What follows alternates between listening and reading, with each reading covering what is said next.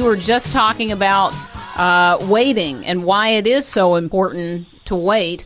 Tell us a little more about that, and obviously the three things that people should consider in making that decision to wait. Be glad to. The three reasons I talk about that are most important for people to consider before they claim is, number one, longevity, how long they're going to live. And a lot of people underestimate how long they're going to live. And they're probably going to live longer than they think. And if that's the case, then they should seriously consider delaying claiming their Social Security benefits.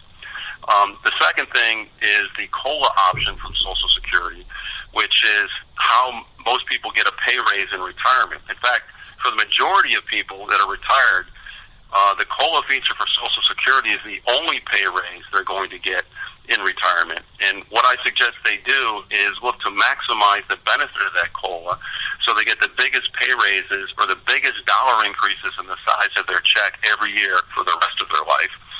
And the third thing, especially married couples, that they should consider is maximizing the size of the survivor benefit.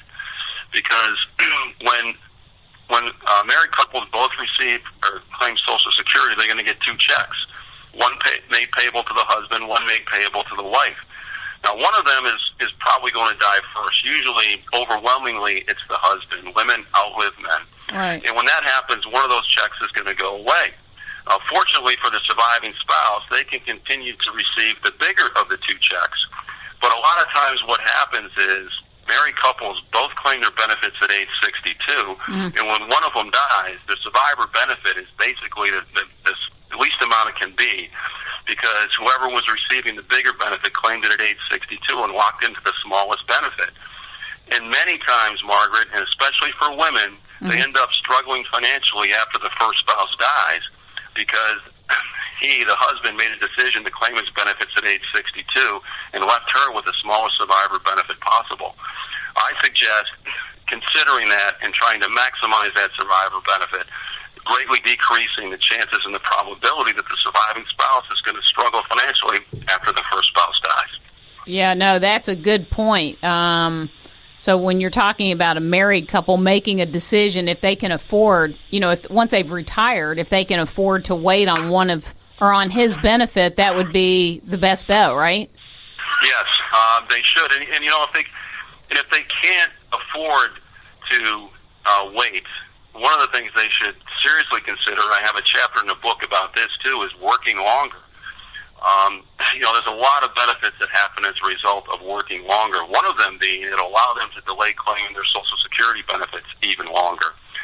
And generally, if you can get to your full retirement age before you claim, that's age 66. If you can get there, Social Security allows you to do some incredible things that should make it even easier for you to delay even longer, so that you can receive an even bigger check from Social Security for the rest of your life, and if you're married, for the rest of your spouse's life as well.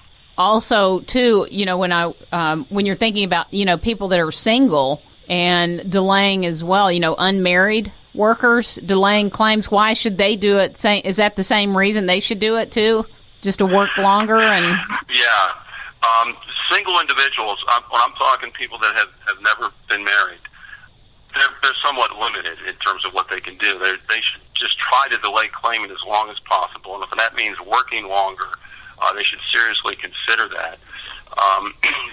They should seriously consider delaying as long as possible so they can maximize the size of their Social Security check. But if you're a single divorced person, either male or female, were married for at least 10 years before you got divorced, you can do some incredible things as well to greatly increase the size of your Social Security benefit, which will be critical in your retirement. And also, if you're a widowed spouse, Social Security allows you to do some incredible things in terms of the timing of your benefits so that you can also maximize the size of your Social Security benefit. And what I've found is that most people don't know they can do these things. I've done a number of client seminars, and usually half the room is full of people that have been divorced. And when I show them and tell them some of the things that divorced spouses can do, they had no idea, and it blows them away. And it can play a critical role in greatly increasing their Social Security benefits and setting them up for a much more comfortable retirement.